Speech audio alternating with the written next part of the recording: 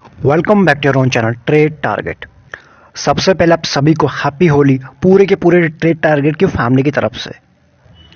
एक अच्छी रैली देने के बाद मार्केट आजकल हमको एक अपॉर्चुनिटीज़ दे रहा है कि हमें जो हमारे अच्छे या फिर हमें जो पसंद शेयर है उनको हम अच्छे प्राइस पे बाई कर सकें। तो उन्हीं में से एक है हमारा जो फेवरेट रहा है LTI। आई एम श्योर आप इस कंपनी के बारे में जानते होंगे। तो आज हम इसी के बारे में बात करेंगे, कंपनी के पूरा फंडामेंटल टेक्निकल एनालिसिस के साथ चार्ट पर भी डिस्कस करेंगे एंड साथ ही में डिस्कस करेंगे क्या लेंगे इसके लेवल्स एंड टारगेट। लेकिन उससे पहले क्विक में अगर कंपनी की बात कर लें बहुत जल्दी से, कंपनी जो है वो आप जानते हैं कि एक जो IT सेक्टर के अंदर काम करते हैं और बहुत बड़ा सिर्फ डोमेस्टिक लेवल पे नहीं पूरा के पूरा ग्लोबल लेवल पे बात काम करती है, ये आप समझ गए। प्लस कंपनी के जो करंट में क्लाइंट है वो आप देखो 400 से ऊपर इसके क्लाइंट हैं। ये क्लाइंट कोई छोटे मोटे नहीं है, आप यहाँ से समझ सकते हो 31 कंट्रीज में इस कंपनी की प्रेजेंस है। It's not cities, it's countries. तो आपको यहाँ से और एक और चीज हमें समझ में आ जाता है कंपनी का काम क्या क्या आप यहाँ पे देख सकते हो दिया, डिजिटल ट्रांसफॉर्मेशन और बाकी जितने भी इसके क्लाउड से रिलेटेड हो गए या फिर जितने डिजिटल काम होते हैं उन सारी चीज़ों में कंपनी काम करती है। बाकी कंपनी का जिस तरह से नाम है LT ग्रुप का है, यानी लार्सन एंड ट्यूब्रो कंपनी से इसका नाम जुड़ा हुआ है, तो उसी के बेसिस पे रिजल्ट भी बेहतरीन आपके सामने दिख रहे हैं। आप जानते हैं जो भी मार्केट में काम करते हैं, हम जब भी किसी भी कंपनी को पिक करते हैं फॉर द इन्वेस्टिंग के लिए या फिर मेनली इन्वेस्टिंग के लिए या फिर जो भी आपका टाइम होराइजन हो सकता है बहुत लंबा समय, लॉन्ग टर्म या फिर मिड टर्म, तो उसके पहले हमको सबसे पहले पिक करना चाहिए या फिर जो रेशियोज को हमको देखना चाहिए वो होता है ROC और ROE। तो आज हम अगर बात करें ROC, जिन लोगों को नहीं पता ये दोनों चीज़ें क्या होती हैं please let us know in the comment box, तो हम क्या करेंगे उसको डिटेल में एक वीडियो बना लेंगे। अदरवाइज जिनको पता है सो इट्स फाइन, बट आप ये समझ लीजिए ये चीज़ किसी भी कंपनी को पिक करने के लिए काफ़ी इंपॉर्टेंट होती है हमारे लिए। ये जनरली माना जाता है 15 से 20 के ऊपर हो तो कंपनी अच्छी है, तो यानी कंपनी में ग्रोथ अच्छी है, कंपनी के परफॉर्मेंस अच्छा कर रही है। अभी यहाँ पे आप देखोगे मार्च 16 से लेकर 2020 का डेटा आपके सामने है और ये ROCE आपको दिख रहा है 46, 47, 46, 42 एंड 47 एंड 40 2020 में। मैं कहाँ बात कर रहा हूँ 15 से 20 के बीच में अच्छा होना चाहिए और इस कंपनी ने आपको परफॉर्म करके दिया है 40 का, जो कि एक बहुत अच्छी बात है हमारे लिए। बट सिर्फ ROC के बेसिस पे हम किसी भी कंपनी को पिक नहीं करते, और भी चीज़ें होती है, डेट देखते हैं उसके बाद, लेकिन ये कंपनी ऑलमोस्ट डेट फ्री है, तो उस बेसिस पे भी ये कंपनी आपको दोनों जो पैरामीटर है वहाँ तो बहुत अच्छा परफॉर्म करते हुआ नजर आ रही है। कितना अच्छा कितना बुरा बाकी इसके बैलेंस शीट में हमको यहाँ दिख जाएगा। आप अगेन 2017 से लेकर 2020 तक का आपके सामने डेटा ओपन है। आप देखो सबसे पहले सेल्स बहुत इंपॉर्टेंट होती है, हर बार फोकस करता हूँ मैं। आप देखो सारे के सारे नंबर ये CR में है, करोड़ में है। तो 2017 में 6,501 करोड़ की इसकी सेल्स आई थी, 2018 में 7,306 करोड़ की, 2019 में 9 करोड़ से ऊपर एंड 2020 में रहा होगा कोविड का फॉल, लेकिन इस कंपनी के लिए बिल्कुल भी नहीं। 10,000 से ऊपर 10,880 के आसपास का इसकी सेल्स रही करोड़ की।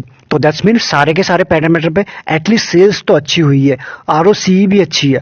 अभी अगर हम देखें इसके बाकी चीज़ें ऑपरेटिंग प्रॉफिट की, क्योंकि ये भी काफ़ी इंपॉर्टेंट हो जाता है हमारे जब भी कि हम किसी फाइनेंशियल रेशियोज को निकालते हैं, तो उसके बेसिस पे ये भी आपको दिख रहा है जंप होते हुए नजर आ रहा है। यहाँ पे ऑपरेटिंग प्रॉफिट जो यहाँ थोड़ा सा 2018 में कम जरूर हुआ था, लेकिन उसके बाद आप देखोगे 2020 में कंपनी ने एक अच्छा रिकवर जरूर किया हुआ है।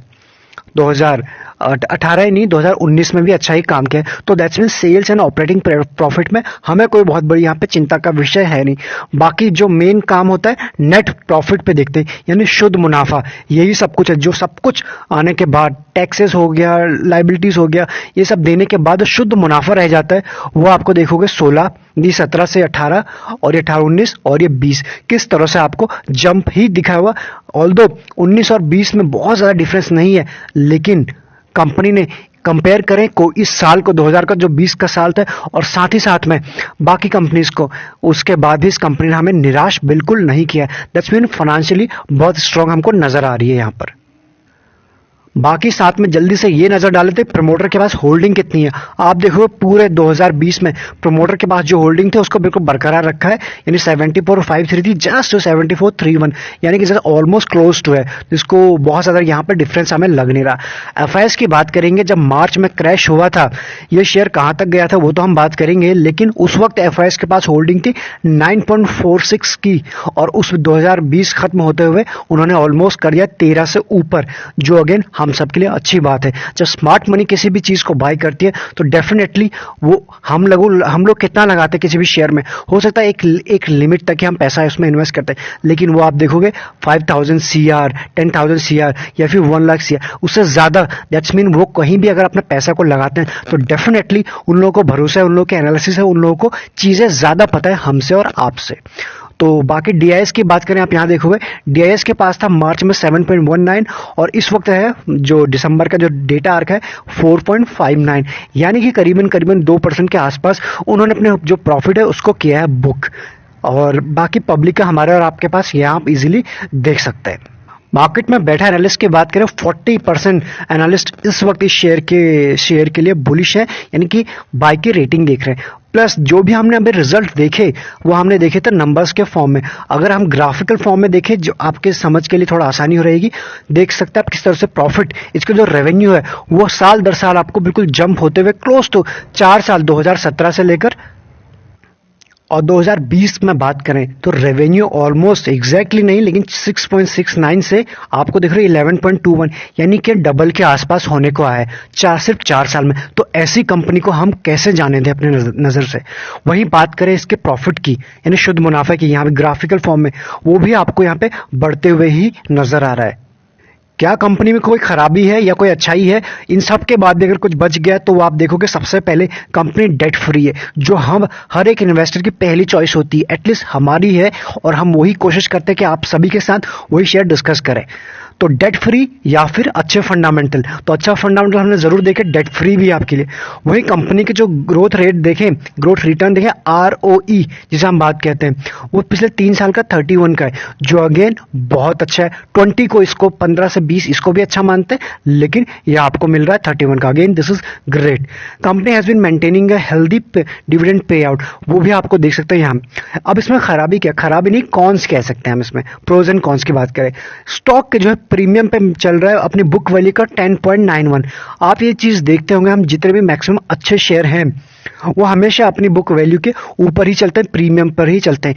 क्यों? क्योंकि उन कंपनी का बिजनेस मॉडल ऐसा होता है, उन कंपनी के फंडामेंटल स्ट्रांग होते हैं, प्लस उन कंपनी के क्लाइंट्स वैसे होते हैं, और उन कंपनी के रिजल्ट से अच्छे होते हैं, सो दैट वो चीजें फैक्टर हो जाती हैं मार्केट में। अब इन सब के बाद अगर नजर डालते हैं इसके चार्ट के ऊपर, आप देखोगे टेक्निकली बेसिस पे क्या लेवल है इसके बाई करने के। ये है 2020 का मार्च का फॉल, उस वक्त ये शेयर कर अराउंड आ चुका था 1500 के आसपास, हाँ 1500 या 1200 के अराउंड आ चुका था, हाँ। और उसके बाद अभी देखिए ये जो आपको ये प्राइस दिख रहा है, ये है 4000 का प्राइस, 45 का प्राइस के अराउंड है। सो आप देख सकते हो किस तरह से इस कंपनी ने अपने जो इन्वेस्टर हैं उनको प्रॉफिट दिया। और अब आप कह सकते हैं यार ये तो कोविड का फॉल है, उस टाइम तो लोग इन्वेस्ट नहीं कर पाए, उनका पैसे नहीं था। जी बिल्कुल, एटलीस्ट आपने ये जो कोविड का हाई है उस वक्त तो किया होगा, यानी पहले इन्वेस्टर थे तब तो थे ना, तब तो ये रैली आपने पकड़ पाए होंगे।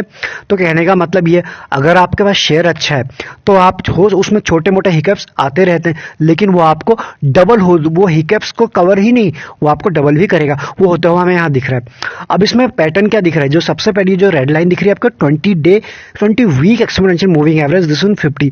तो आप देखो कभी भी ये शेयर अपने 20 वीक को ब्रेक करता ही नहीं है, एंड 50 तो छोड़ दीजिए, वहां तक तो पहुंचता ही नहीं है, सिवाय ये एक मार्च का फॉल छोड़ दीजिए।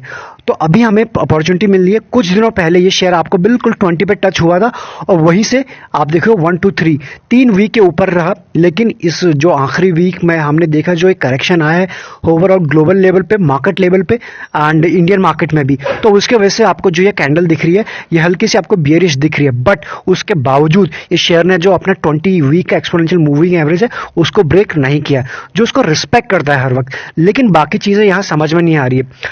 अगर सिर्फ इसके बेसिस पे बात करें तो आपका जो वो निकल के आ रहा है प्राइस, वो आ रहा है करीबन 37 के अराउंड, 3700 के आसपास, तो आपके सामने वनडे का चार्ट ओपन है, आप यहाँ पे इजीली देख सकते हो। कुछ दिनों पहले 45 के आसपास था और अभी नहीं, कुछ दिनों पहले नहीं, आप देखोगे 2021 की ये शुरुआत है, उस टाइम 45 के आसपास मिल रहा था। उसके बाद शेयर ने आपको थोड़ा सा इसमें करेक्शन आया, प्रॉफिट बुकिंग जरूर आई और उसके बाद सीधा आपके 35 के आसपास का आ चुका था। क्या है वो लेवल, वो आप देखोगे जो येलो लाइन है बिल्कुल रिस्पेक्ट करता है उसकी, और वो है आपका 100 डे एक्सपोनेंशियल मूविंग एवरेज। वहीं से बाउंस बैक आया था। उस वक्त हमने जो अपने जो मेंबर्स हैं, प्राइवेट चैनल है, दोनों को बोल दिया है कि अगर आप चाहते हैं इस शेयर को बाय करना, दिस इज योर अपॉर्चुनिटी। तो वहीं से इसमें एक अच्छी बाइंग आई है। लेकिन पिछले लास्ट वीक में हमने देखा मार्केट में करेक्शन आया ग्लोबल लेवल पे, तो वहां से शेयर काफी एक टाइम है जो उसके कंसोलिडेट कर रहा है बिल्कुल इस प्राइस के ऊपर, और 4250 को ब्रेक नहीं कर पा रहा है। आप यहां देख सकते कितने दिन इस कैंडल ने, कितने कैंडल यहां पे बनी, इसको ब्रेक करने की कोशिश किया। तो ऐसे में क्या हो रहा है, जो आखिरी कैंडल बनी है परसों की, वो बनी है बुलिश यानी ग्रीन, लेकिन बिल्कुल डॉट अपने जो 20 एंड 50 है उसी मूविंग एवरेज के आसपास।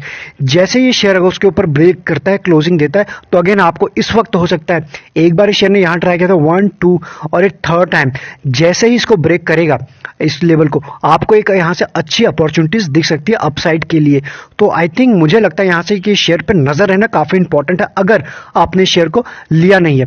अगर मार्केट में कुछ और भी बुरी खबरें आती हैं और भी मार्केट करेक्ट करता है, तो आई थिंक मुझे यहां से लगता है कि आप लोगों के लिए और भी एक अपॉर्चुनिटी और ज्यादा हो जाएगी कि लेने के लिए। सबसे पहले अगर सपोर्ट की लेवल की बात करें, आप देखोगे जो 37, जो आपको ये जो लेवल दिख रहा है येलो लाइन, एटलीस्ट इसी के आसपास आपको 3650 के अराउंड, यानी 3650 के अराउंड ये आपको पहला सपोर्ट मिल रहा है। अगर ये ब्रेक होता है तो जब जो इसका सबसे स्ट्रॉन्ग सपोर्ट है वो है आपका जो जस्ट कुछ दिनों पहले इसने आपके प्रीवियस लो लगाया था अराउंड 36 के अराउंड।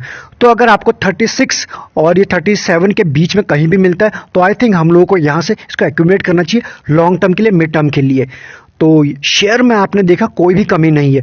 करंट लेवल खराब है जी नहीं, कल कुछ टाइम पहले आप 4500 पे इसको बाय करने को रेडी थे कि 5000 जाएगा या फिर उससे ऊपर जाएगा। अभी जब आपको 3500 पे मिला तो आप डर रहे थे, अभी जब आपको 3900 के अराउंड मिल रहा है तब आप घबरा रहे हो।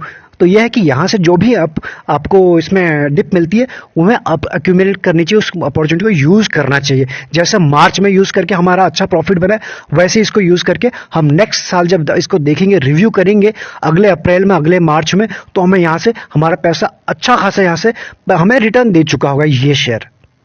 कितना रिटर्न दे चुका होगा या फिर दिया है, अगर बात करें, आप देखो 3 साल में इस शेयर ने आपके 1 लाख को कर दिए ऑलमोस्ट 2,94,000 के आसपास।